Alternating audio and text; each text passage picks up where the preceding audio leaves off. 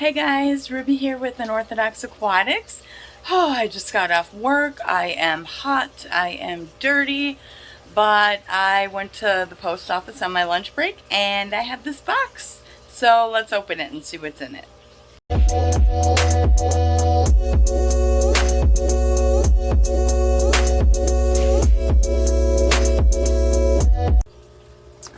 Okay.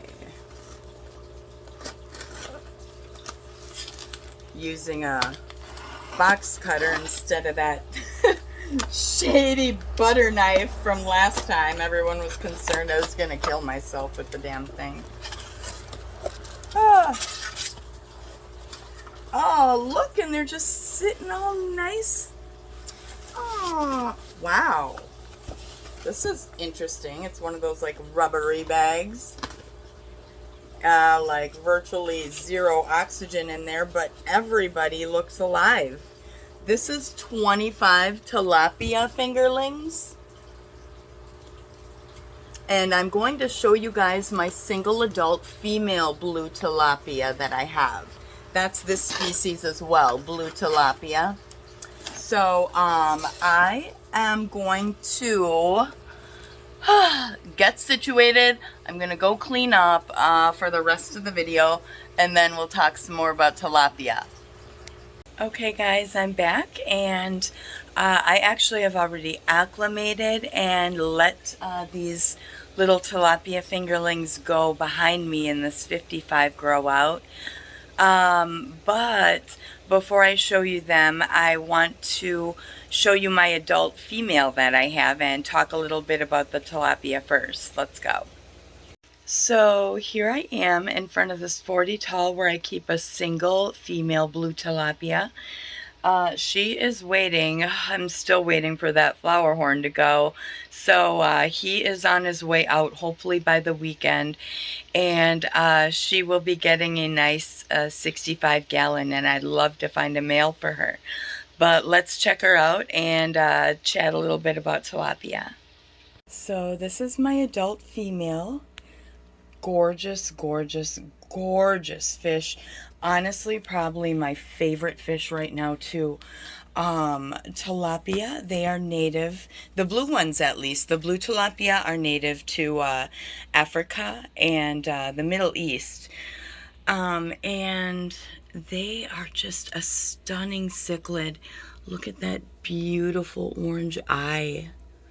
And they're characterized by the long flattened dorsal fin, long tapered pectoral fins, and large tail. Let's get her out here. Let me offer her some food. I think she's kind of camera shy. Come on. But she is a very personable fish. She's a very personable fish, easily becoming my favorite fish quickly. So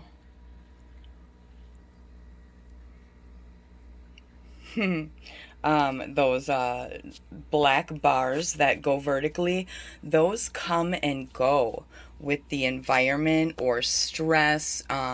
Sometimes she'll just look perfectly white also. It's just beautiful. I'm feeding her krill. And they also eat plant matter. They're omnivores. They eat smaller fish and crustaceans. These guys eat a lot. She is dirty, and I will be having to do lots of water changes and gravel vacuuming on that grow out tank. See, she's holding the food in her mouth.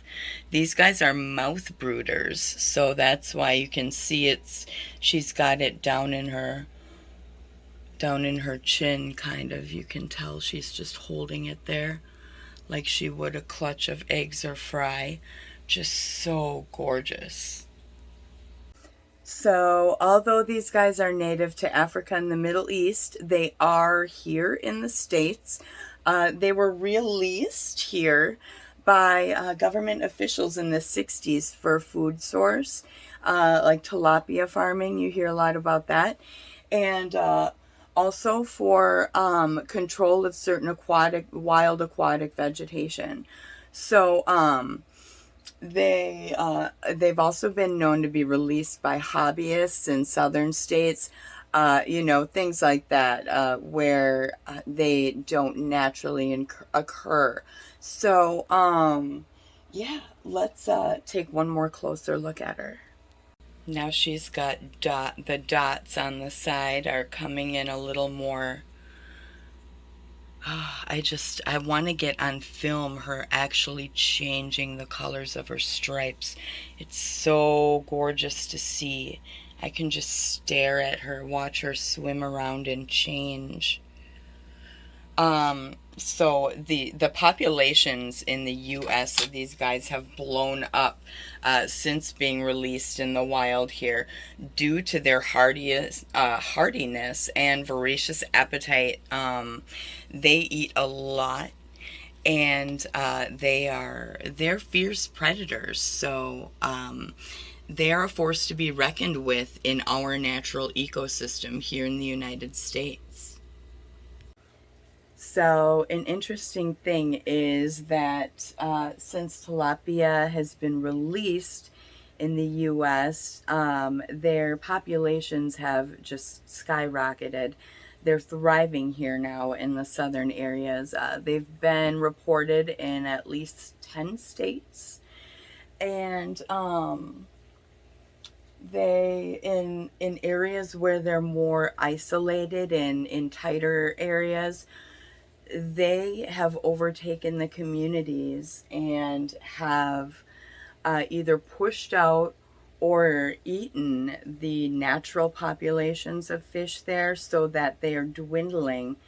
And but due to its great success, the tilapia population is rising. So they're having quite the impact now on the environment in the U.S. Another thing is that these guys can breed in fresh or brackish water. So that's an advantage to them. And, fresh water, brackish water, let's breed and make more in any kind of water we like. So that definitely gives them the advantage. And, we don't really stand a huge chance of depleting this species to controllable normal levels because of their resilience in the environment. These guys are very adaptable to many different environments in a tank or out in the wild. That is why they are so prevalent. And they're just going nuts out in the wild population here in the States, at least.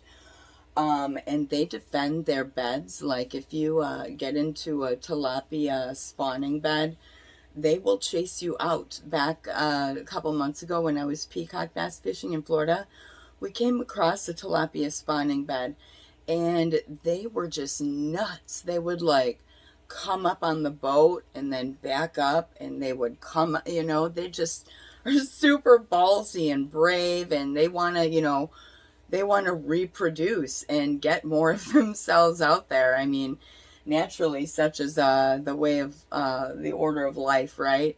But water conditions, these guys can sustain in a various amount of water conditions. Slightly muddy, silty, clear, the different waters, brackish, fresh. And so they can, easily, sustain in any habitat, virtually, besides strict marine, I suppose, not straight salt water. There hasn't been much about tilapia reported in areas of like straight salt water being adaptable, but who knows, maybe one day. So all of this versatility with the tilapia, and combined with the environmental factors around them, it's resulted in changes in fish populations in the U.S., and even how basically the fish population structure in the natural hierarchy in places where they are invasive in the United States, where they are found taking out other species. So, but anyway, let's talk about the tilapia in an aquarium. This here is a 40 tall. She could probably hang out in here for a while. I'm moving her to a 65 once my flower horn goes out. And I'd like to find her a nice male compatible to spawn with. But, yeah, so let's go visit the little shoal of fingerlings we've got in the 55 out there, shall we? So here we are in front of that 55 grow out, and let's check out the little tilapia juvies. So I've literally got a small shoal going on in here. They're a little shy and skittish. Let's see if I can coax them out with some food. I'm already fasting 5 up here to get ready for packaging, so I can send them out to their new home. Let's see if the food will start falling here. There we go.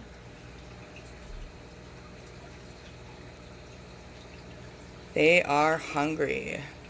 I mean, they're such voracious eaters. Okay. So we're getting braver.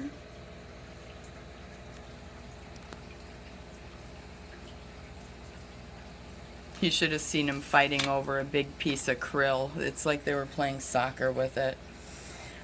These guys get around 8-ish inches. Maybe they top out at that in captivity in an aquarium. You can keep, I'd say in a 55, you could maybe keep one or a pair. A bonded pair. They're a not great community fish due to their size and aggression. They will chase those who threaten their nests, like I spoke before about. But this species of tilapia, the blue tilapia in particular, is schooling and shoaling, and so they're a little more social, and they may fare better in with tank mates than some other species of tilapia.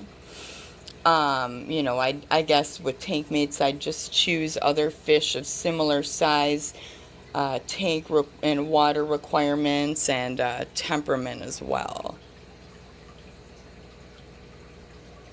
Oh, there's the arapaima. Remember the arapaima from a few videos ago? He's getting bigger. Gosh, I have to feed him. He has no interest in pellets, of course, but I have to keep him fed. Maybe he does have interest in pellets, but I feed him thawed out frozen food, and he's just still a savage. So keep you updated on that guy as well. Maybe he'll nab one of these fish, get brave and nab one of them one day. Who knows? So the tilapia here are eating.